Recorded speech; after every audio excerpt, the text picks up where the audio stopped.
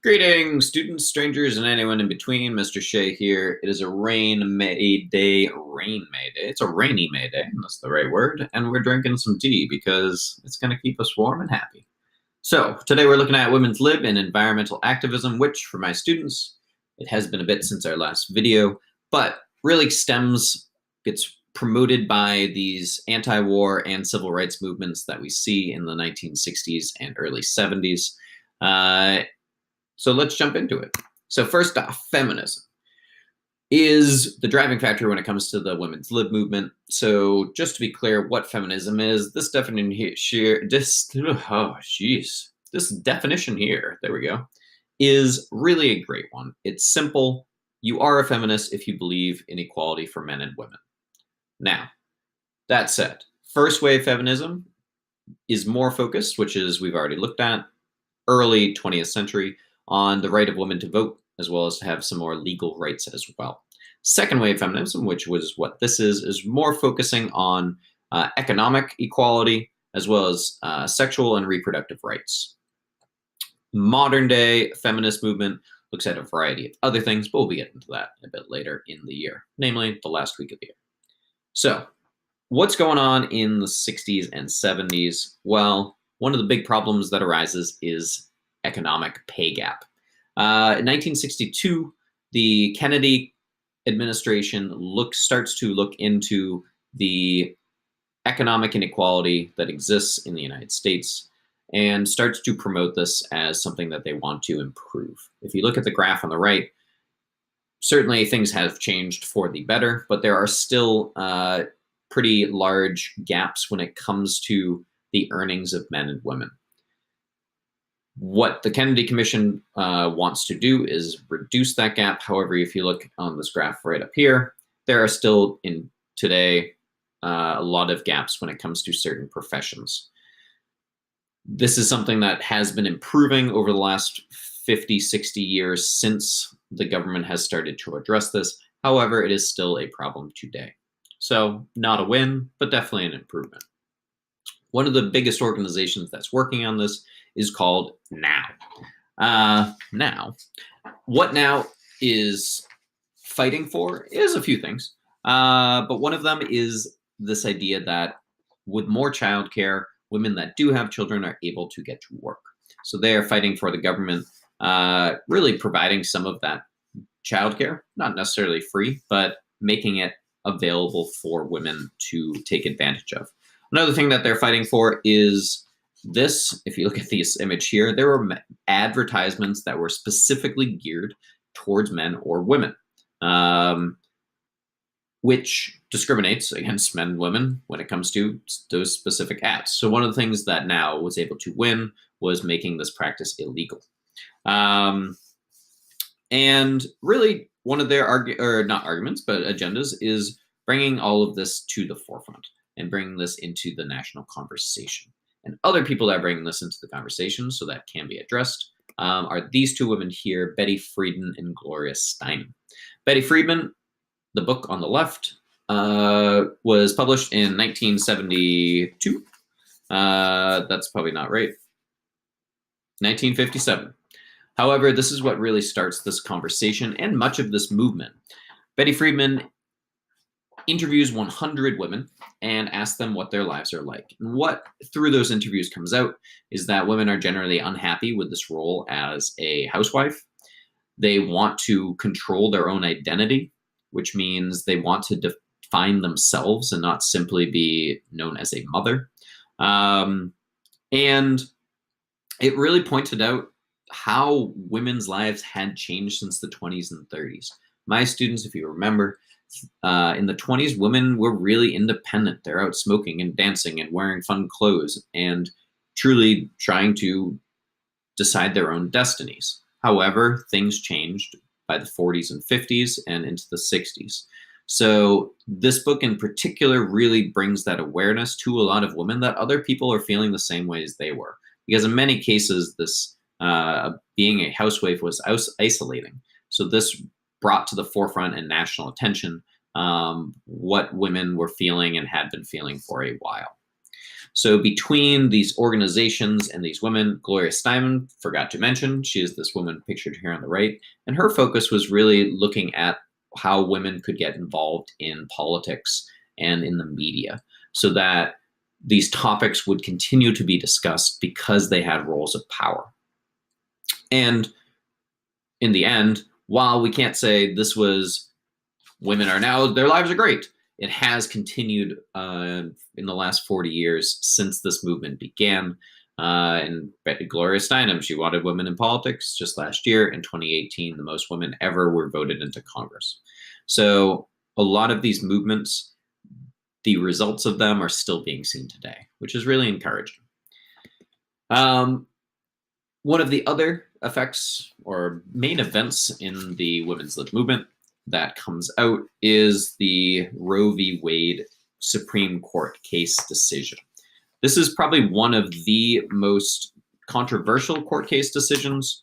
And what it does is it legalizes abortions after a certain limit or before a certain time, usually before the third trimester.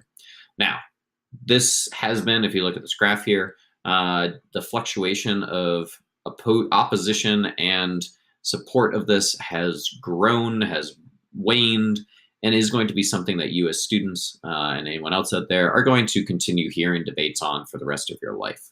Namely, is abortion killing a person, or is it allowing a woman to choose? That is the extreme sides of that argument. I'm not going to get much more into it because I enjoy my job. But this is something that gets brought up that is still wildly controversial to this day. A lot of people have strong opinions about it, and we will not really be discussing it much in class, mostly because those opinions can come out in really negative ways. The new right also comes out as a response from this movement, which really the basic part of the new right is this idea that family values and Christian values are being eroded in the United States. That people are seeing this movement that is really not how they see Americans should be acting or behaving, and the government as well. So one of the first missions of the new right was to stop what's known as the Equal Rights Amendment, which did pass Congress. And really the wording of the Equal Rights Amendment is simply to say that men and women need to be treated equally. Now, the critics say, well, what if that means there are no men and women's bathrooms, that we all have one bathroom because we're equal, we can't have anything different. Whereas the proponents are saying, well, this legalizes in the Constitution of the United States that you cannot treat or pay or see men and women any differently than they are. It passed Congress, however, it also needs to pass in 2/3 of the states. A state recently passed it, and it could be passed in the next couple of years if another states jump on. I believe they only need 2 or 3 more states for it to get passed. However, it has been in debate across the United States for the last 40 years. So I'm not holding my breath, but it is something that potentially can happen. Now, also in this time, we have a growing awareness of the environment. Now, Silent Spring is published in the early, I'm going to mess this up, so I'm going to look at my notes. It is published in 1962. So 1962, when it's published, Rachel Carson, she's working for the United States government as a scientist, starts to look at the impact of pesticides, which are sprayed both on crops to prevent animals from eating them, but also there's pesticides like DDT that is sprayed in cities and near beaches so that there won't be as many mosquitoes. Sounds great until you get cancer and die. Now, Rachel Carson starts looking at really the impact of these pesticides, not just on humans, but particularly in the environment. The name of her book comes from the fact that she starts to realize that all these songbirds aren't singing in the spring. And it's because pesticides were killing animals in vast numbers. Immediately after it's published, she is attacked from every side, saying that she's a liar, she made up her science. The companies that make these chemicals are saying how safe they are. But John F. Kennedy establishes a commission to look into us and really finds out that she is correct, that the pesticides are having serious health effects both on the environment as well as on people. Thus, in conjunction with a couple other events happening, namely people getting sick from pollution, the Environmental Protection Agency is established, which the purpose of the Environmental Protection Agency is to, in 1970, when it's created, to protect the air, the water, and the land. If you look at this photograph here, this is from New York City in the early 1970s. This is something that you, my students, have never seen because of what the Environmental Protection Agency did and is continuing to do. Really cutting down on coal, because coal is the dirtiest of materials, which leaves terrible soot. Making regulations when it comes into the dumping of waste so that water is not contaminated like this water this woman is holding. Even cars, up until the Environmental Protection Agency, the laws surrounding the dumping of really anything, including your old cars, were not very strict. So the water was just getting horribly polluted. Toxins and chemicals were seeping into the drinking water, and even rivers themselves, like this one, which I'm going to mispronounce, but it's the Cuyahoga River in Pennsylvania, burst into flame. Not just once, not just twice, but I believe 6 times. And this final time it burst into flames, the government said, well, perhaps we should stop this from happening again.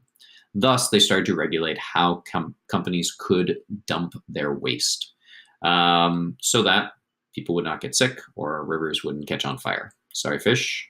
That must have been a bummer.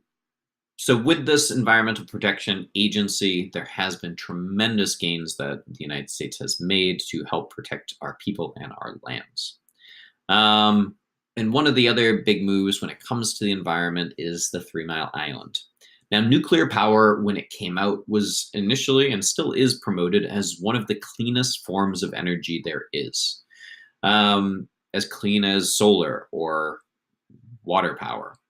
Now, the 3 Mile Island, which in conjunction with the Chernobyl meltdown, really gets the public to be afraid of nuclear power. And in many ways, rightly so. So nuclear power exists off of using radioactive materials that, since they are radioactive, which means they are literally breaking down, they're giving off radiation. That radiation heats water up, which then spins turbines with the steam that's created, and it produces power. So this is a picture of 3 Mile Island, which was built with the United States government's money because the United States government realized, hey, clean energy is pretty awesome. However, there is an accident at 3 Mile Island where nuclear radiation is released into the environment, which ends up taking 15 years to fully clean up. And it doesn't kill anyone, but it does scare Americans about the dangers of nuclear power. And it really, to this day, there's a very large vocal advocacy group that is out to get all the nuclear power plants shut down. My students, you are very close to the Pilgrim power plant in Plymouth, which is actually shutting down this month. And the fear of nuclear power, which there have been disasters around the world, including the most recently in Japan, has really put a hold on nuclear power getting adopted by the world, and has made us turn to other cleaner sources of energy. Not cleaner, but other clean sources of energy when it comes to wanting to prevent images like this from happening in our world. So 2 big movements that are occurring, starting in the 1960s, gaining momentum in the 1970s, and starting to see a lot of success when we hit the mid to late 1970s and 80s. So my students will be looking more at this in depth this week in a great video, and we will catch y'all on the flip side.